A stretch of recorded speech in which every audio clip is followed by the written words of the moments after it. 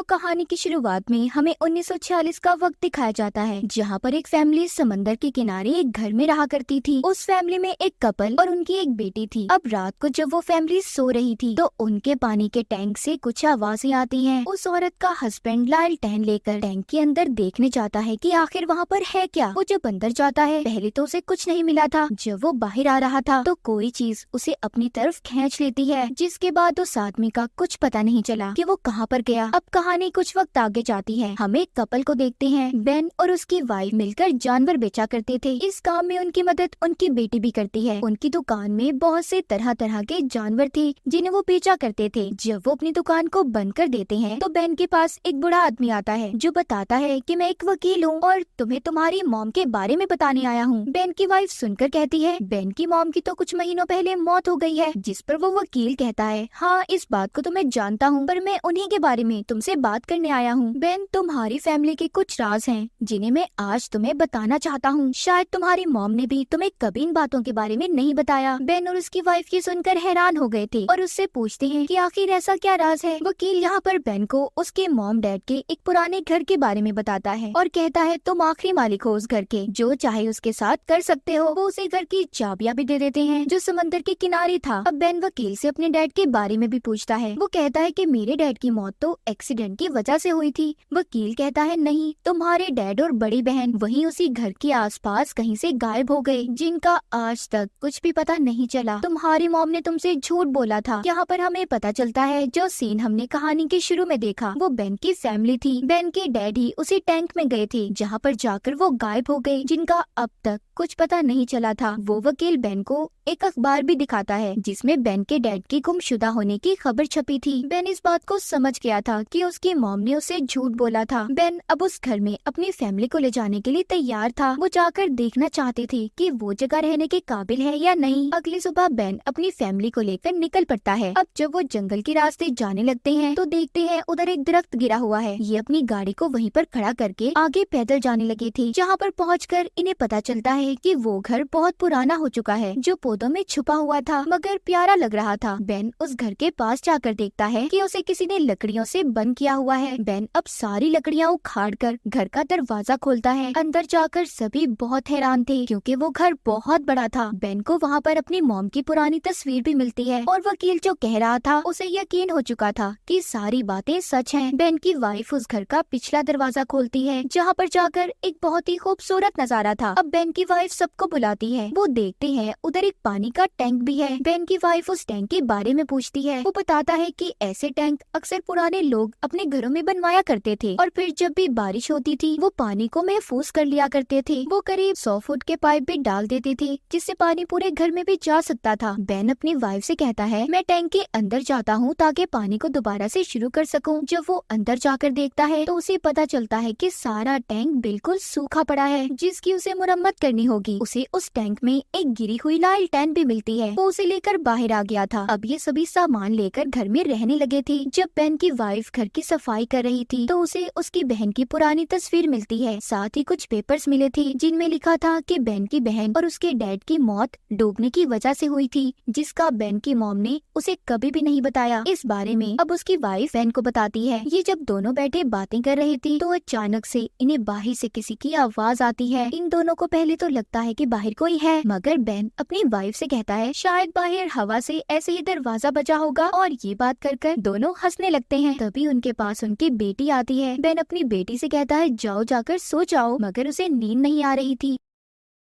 अब उसकी मॉम उसको अपने साथ लेकर जाती है और थोड़ी देर कहानी सुनाने के बाद उसे कमरे में छोड़कर वापस बेन के पास आ गई थी। हम बाहर का नजारा देख पाते हैं। हर तरफ धुआं था और अजीब सी डरावनी आवाजें आ रही थी। अब खैर बेन की वाइफ अपने कमरे में आ गई थी और उसकी मॉम की डायरी लेकर बेड पर बैठ जाती है, जिसको अब वो दोनों मिलकर पढ़ने लगते हैं। जिसमें बेन की मॉम ने लिखा था, हम पहली मर्तबा इस घर में आए जहाँ पर हम चाहते थे कि हंसी खुशी जिंदगी गुजारेंगे। मेरे हस्बैंड ने एक आदमी को बुलाकर अपने घर में एक पानी का टैंक बनवाया जो बहुत गहरा था। हर दिन मेरे घर में कोई खत भेजा करता था, जैसे कोई उन्हें आगाह कर रहा हो कि वो ये घर छोड़कर चले जाएं। मगर एक दिन मेरे हस्बैंड पानी के टैंक में गए और फिर कभी वापस नहीं आए। एक दिन मेरी बेटी भी गायब हो गई। मुझे पता ही नहीं चला कि दोनों कहाँ पर गए। मैंने उन्हें बहुत ढूंढा मगर वो मुझे मिल ना सके, इसीलिए मैंने इस घर को छोड़ दिया। बेन को ये सब बातें सुनकर बहुत अफसोस होता है। वो सोचता है कि आखिर मेरी मॉम ने मुझे इस सब बारे में क्यों नहीं बताया और मेरे डैड ऐसे कहाँ गायब हो सकते हैं। उधर दूसरी तरफ उनकी बेटी जो अपने कमरे में थी, उसे लगता है कि उनकी छत पर जैसे कोई चल रहा हो। बाद में उसे अपने बेड के नीचे भी कुछ महसूस होता है, मगर देखने पर नीचे कोई भी नहीं था। तभी फर्श के अंदर से उसे कुछ डरावनी आवाजें आती हैं, जिससे वो डर गई थी। उसे लग रहा था कि जमीन के नीचे जैसे कोई चल रहा हो। वो अपने मॉम डैड के पास जाती है और कहती है कि मॉम, मेरे कमरे में कोई है, आप देखकर चेक करें। उसकी बात मानकर जब दोनों देखने जाती हैं, तो उधर उन्हें कोई भी नजर नहीं आता। बेन जब बाहर जाकर देखता है तो वहाँ का दरवाजा खुला हुआ था और पानी के टैंक का ढक्कन भी खुला था, जिसे खैर बेन ने बंद कर दिया था। उसकी वाइफ जो अंदर थी लालटेन लेकर घूम रही थी, उसे भी अंदर कोई भी नहीं मिलता। अगली सुबह जब बेन की वाइफ जागती है तो उसके पास बेन नहीं था। वो यहाँ वहाँ उसे ढूंढने लगी थी। उसे पता चलता है कि बेन बाहर जनरेटर ठीक कर रहा है। वो जब बेन के पास जाती है, बेन कहता है कि अब तो हमें लाइट मिल सकती है और अब तो हमारा फ्रिज भी चलने लगेगा, जिसके बाद मैं अब टैंक को देखने जाऊंगा। जब वो टैंक में जाता है तो उधर एक गियर था जिसको चलाकर उसमें पानी आने लगा था। साथ ही जब वो टैंक की और गहराई में जाता है तो उसे एक अजीब सा जानवर मिला था, जिसके दांत बड़े बड़े थे और पूरा जिस्म काले रंग का था। दिखने में वो बहुत पिलपिला गीला सा था। बेन इसको लेकर टैंक से बाहर आ गया ताकि वो उस अजीब से जानवर को अपनी वाइफ को भी दिखा सके। जब बेन की वाइफ उस जानवर को देखती है तो कहती है, बेन, मुझे लगता है कि ये किसी अजीब नस्ल का जानवर है जो शायद पानी में रहता होगा। जब टैंक खुश्क हुआ तो ये मर गया। खैर ये दोनों उस जानवर को फेंक देते हैं। बाहर इनका डॉग खड़ा था जो टैंक के पास जोर जोर से भौंक रहा होता है। जब इनकी बेटी देखने जाती है तो वो टैंक के ढक्कन को हटा देती है। उसने पानी में अजीब सी चीज को तैरते हुए देखा था, जिसे देखकर वो डर गई थी और जोर जोर से चिल्लाने लगती है। तभी बेन और उसकी वाइफ जब अपनी बेटी के पास जाते हैं तो वो बताती है कि डैड, पानी में मैंने कुछ देखा है। बेन कहता है, नहीं बेटा, ऐसा कुछ नहीं है, क्यों डर रही हो? तुमने किसी मछली को देख लिया होगा। अब तभी उनके घर पर एक लेडी आती है जिसको वकील ने भेजा था। वो जानना चाहते थे कि बेन और उसकी फैमिली इस घर में रहना चाहते हैं या फिर इसे बेच देंगे। वो लेडी जब बेन से बात करती है तो वो कहता है, हमें सोचने का कुछ वक्त दें, हमें ये घर पसंद आ रहा है और शायद हम यहाँ पर रह भी सकते हैं। वो लेडी कहती है कि इस बारे में उन्हें जल्दी बताना होगा। वो ये कहकर चली गई थी।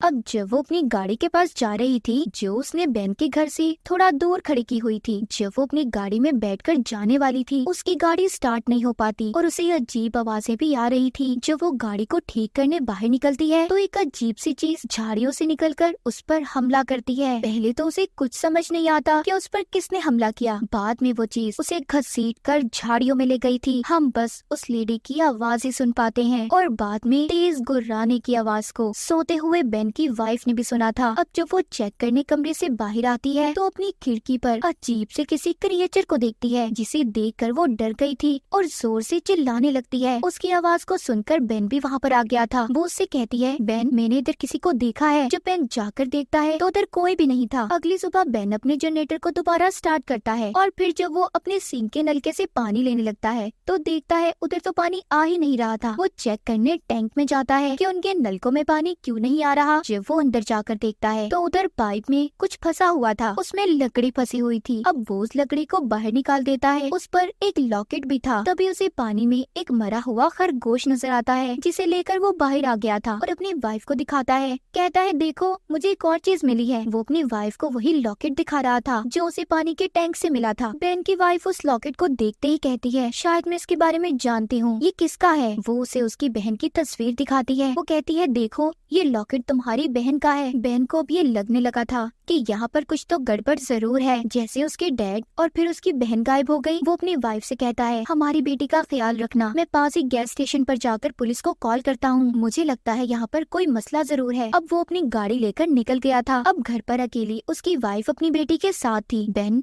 जब जा रहा था तो रास्ते में उसे उसी लेडी की गाड़ी नजर आती है जो उनके घर आई थी। ये रुककर उस गाड़ी को देखता है जिस पर खून भी लगा हुआ था। अब जब ये थोड़ा सा और आगे जाकर देखता है तो उधर उसे उस लेडी की लाश नजर आती है जिसको उस क्रिएचर ने बहुत ही खौफनाक तरीके से खाया हुआ था। उसकी लाश के वहाँ पर टुकड़े पड़े थे। बेन जब ये देखता है, ऐसा देखकर उसकी हालत भी खराब हो गई थी। वो जल्दी से अपनी गाड़ी के पास जाता है और रेडियो पर मदद मांगता है। अब तो उसे यकीन हो गया था कि यहाँ पर कुछ भी ठीक नहीं है। उधर घर में बेन की वाइफ अपनी बेटी के साथ अकेली थी। तभी उसे नीचे से आवाजें आती हैं। जब वो देखने जाती है तो उधर उसे किसी के पैरों के निशान मिले थे, जिसे देखकर वो समझ गई थी कि घर में कोई आ चुका है। इसीलिए वो अपनी हिफाजत के लिए एक चाकू को उठा लेती है। अब उसे अपने घर में बेन की मॉम की बाकी की डायरी का हिस्सा मिलता है जिसमें लिखा था कि यहाँ पर क्रिएचर्स रहते हैं। उन्होंने मेरे हस्बैंड और मेरी बेटी को मार दिया, जिस वजह से मैंने इस घर को छोड़ दिया था। यहाँ पर हमें पता चलता है कि कहानी के शुरू में जिस आदमी को हमने देखा था जो टैंक के अंदर गए थे वो बेन के डैड थे और उन्हें उस वक्त पानी में क्रिएचर ने खींचा था। तभी बेन की वाइफ की आंखों के सामने एक छोटा क्रिएचर आ जाता है, मगर किसी तरह बेन की वाइफ ने उसे पकड़कर बंद कर दिया था। अब वो जल्दी से अपनी बेटी के पास जाती है। उधर बेन भी आ गया था। वो बेन को उसकी मॉम की डायरी और क्रिएचर्स के बारे में बताती है। बेन, यहाँ पर हमारे घर में क्रिएचर्स का हमला हुआ है। वो यही हमारे टैंक में रहते हैं। हमें जल्दी यहाँ से निकलना होगा। वो दोबारा भी आ सकते हैं। बेन अपनी वाइफ से कहता है कि तुम जल्दी अपना सामान पैक करो, मैं गाड़ी लेकर आ रहा हूँ। उधर उसी जगह एक पुलिस ऑफिसर भी पहुँच गया था जिधर पहले उस लेडी की गाड़ी खड़ी थी, क्योंकि उस पुलिस ऑफिसर ने रेडियो पर बेन की आवाज को सुन लिया था। लेकिन जब वो गाड़ी रोकता है तो उधर भी एकदम से उस पुलिस ऑफिसर के सामने क्रिएचर आ गया था जो उस पर हमला कर देता है। दिखने में वो बहुत ही अजीब था। उसे भी बिल्कुल वो उस लेडी की तरह खींचकर ले जाता है और मारकर खा गया था। अब बेन जब उस जगह पर अपनी गाड़ी लेने आता है, बेन वहाँ पर भी पुलिस ऑफिसर की गाड़ी को देखता है, जिसे देखकर वहाँ पर वो डर गया था और वापस से अपने घर आ जाता है। और अब वो अपनी वाइफ को सारी बात बताता है। उसकी वाइफ कहती है, बेन, पहले मुझे इन बातों पर यकीन नहीं था, पर अब मैं जान चुकी हूँ यहाँ पर क्रिएचर्स रहते हैं। हमें जल्दी यहाँ से निकलना होगा। वो कहता है, हम जाएंगे, पर इन्हें खत्म करके। मैं जानता हूँ ये हमारे पानी के टैंक में रहते हैं। बेन उन क्रिएचर्स को मारने के लिए मिट्टी का तेल लेकर टैंक के अंदर चला गया था ताकि वो सभी क्रिएचर्स को जला सके। टैंक में बहुत अंधेरा था। वहाँ पर उसे पुलिस ऑफिसर की लाश भी मिलती है जिसको वो क्रिएचर मार कर यहाँ पर ले आया था। वहाँ पर एक क्रिएचर ने बेन पर हमला कर दिया था। बेन भी उन क्रिएचर्स का मुकाबला करता है और किसी तरह अपनी जान बचाकर बाहर आ गया था, मगर वो बहुत ज्यादा जख्मी हो चुका था। उधर दूसरी तरफ बेन की वाइफ और बेटी के पास भी एक क्रिएचर पहुँच जाता है। वो दरवाजे को तोड़कर बेन की बेटी को खींचकर टैंक में ले जाने वाला था। बेन की वाइफ अपनी बेटी को बहुत बचाने की कोशिश करती है। क्रिएचर उसकी बेटी को टैंक में ले गया था। अब जब वो टैंक के पास आती है तो वो उधर बेन को भी देखती है जो बहुत जख्मी हालत में था। वो बेन से कहती है, फिक्र नहीं करो, मैं अपनी बेटी को बचाकर जरूर लाऊंगी। इतना कहकर वो टैंक में चली गई थी और हाथ में उसने एक मशाल को भी पकड़ा हुआ था। टैंक में जाकर वो उस मशाल को जला लेती है। उसके इर्द गिर्द बहुत से क्रिएचर्स थे। वो उन पर पहले रॉड से हमला करती है और फिर आग पर बहुत सा मिट्टी का तेल गिराकर उन क्रिएचर्स पर आग का हमला करती है, जिससे वो क्रिएचर्स उससे दूर हो जाते हैं। उसने अपनी बेटी को भी बचा लिया था। वो टैंक से किसी तरह उसे बाहर ले आती है और अपनी बेटी को गाड़ी में जाने का कहती है ताकि वो बेन को भी बचा सके। अब वो बेन को भी सहारा देकर गाड़ी तक ले आई थी। जब वो पहुंचकर देखती है तो उधर एक क्रिएचर उनकी गाड़ी पर बैठा था जो अब उसकी बेटी को खाना चाहता था, मगर वो उसका ध्यान किसी तरह भटकाकर बेन को गाड़ी में बिठाती है और गाड़ी को चलाने लगी थी, मगर एक और क्रिएचर उनके पीछे लग गया था जिसको बेन गन से मार देता है। वो गन दरअसल उसे पुलिस ऑफिसर की जेब से मिली थी। उसके बाद वो तीनों वहाँ से निकल गए थे। उनकी जान बच जाती है। शहर पहुंचकर उन्होंने उस घर को बेच दिया था। वो समझ चुके थे कि आखिर बेन की मॉम ने उस घर के बारे में इन्हें क्यों नहीं बताया था, क्योंकि वो अपने बेटे की फैमिली की जान को खतरे में नहीं डालना चाहती थी। इसके बाद कुछ वक्त बाद का सीन दिखाया जाता है। इनके घर को एक माइनिंग कंपनी ने खरीद लिया था जहाँ पर बहुत से मजदूर काम कर रहे थे। वहाँ पर जब वो टैंक का ढक्कन खोलते हैं तो कहती है उन्हें ये टैंक तोड़ना होगा। तभी कुछ क्रिएचर्स आकर उन पर हमला करके उन्हें मार देते हैं। इसका मतलब वो क्रिएचर्स अभी भी वहाँ पर मौजूद थे और न जाने कितने लोगों को नुकसान पहुँचाएंगे। टैंक उन क्रिएचर्स का घर था और इसी के साथ इस मूवी की कहानी यहीं पर खत्म हो जाती है।